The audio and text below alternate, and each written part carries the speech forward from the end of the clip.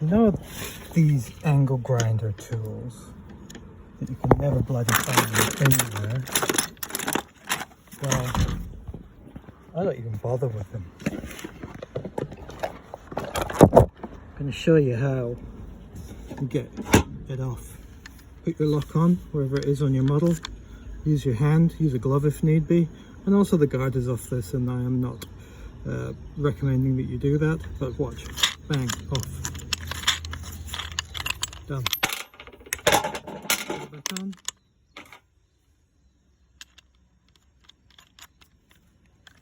You just twist it clockwise.